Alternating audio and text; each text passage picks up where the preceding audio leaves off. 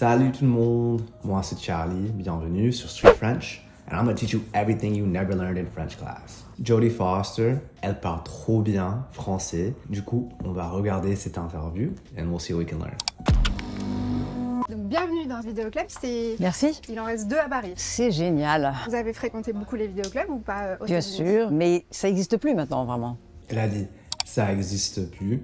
Notice she didn't say ça n'existe. In conversational French, we usually take the ne out. Ça existe plus. She also said plus, so it's supposed to be ne plus. Ça n'existe plus. And she didn't pronounce the S because it's negative, right? So ne plus is like no more. And it can be kind of confusing. When do I pronounce plus or plus?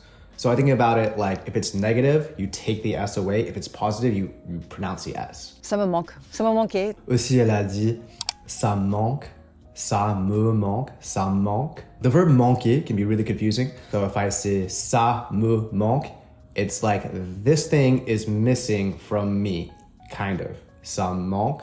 Or if I say tu me manques, so I miss you. Tu me manques. Kind of like you are missing from me. So for example, I can say Paris, ça te manque.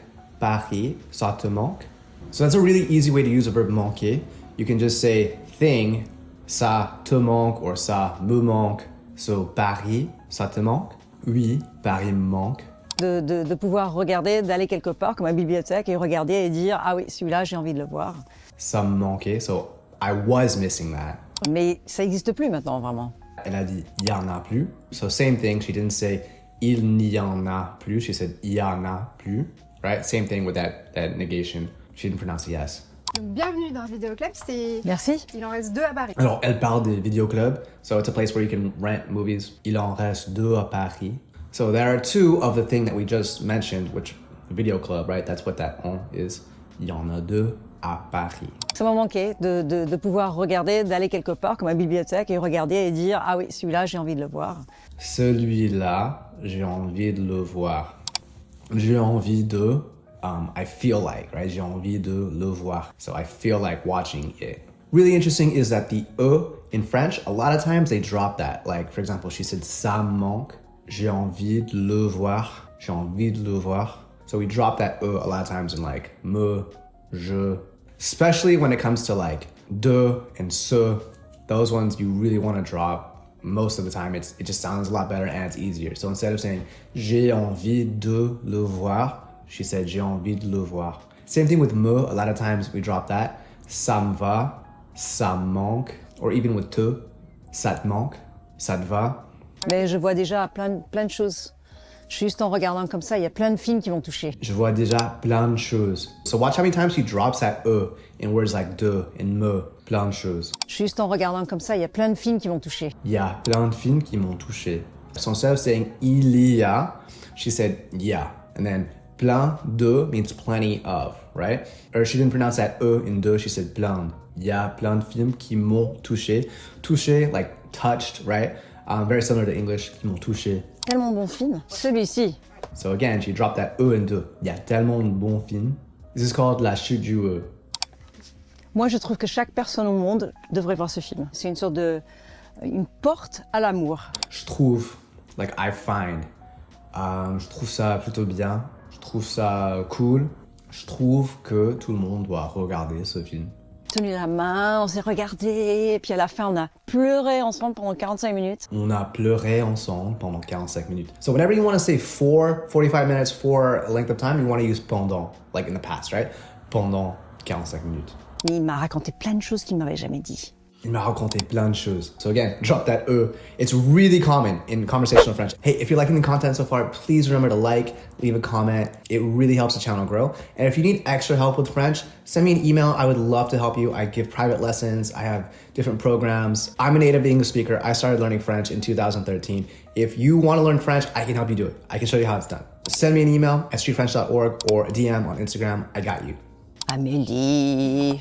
J'aime bien me retourner dans le noir et contempler le visage des autres. C'est marrant. En français, le titre du film, c'est Le fabuleux destin d'Amélie Poulain. But in English, it's just Amélie, I think.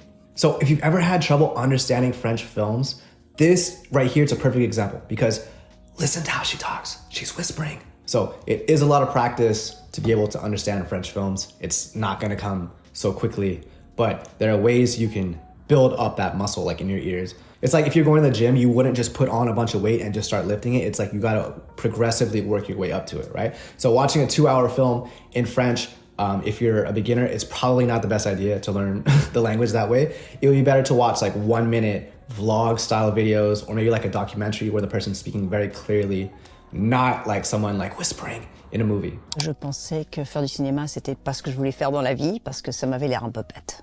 Je pensais que faire du cinéma, c'était pas ce que je voulais faire dans la vie. So, interesting because she said, je pensais, right? Je pensais. As a general rule, a lot of times the E in je is dropped. Like she didn't say je pensais, she said je pensais. And in front of the sounds peut-être que feu, je has a tendency to sound like sh. Je pensais que c'était pas ce que je voulais faire. So again, she dropped that E in ce que je voulais faire.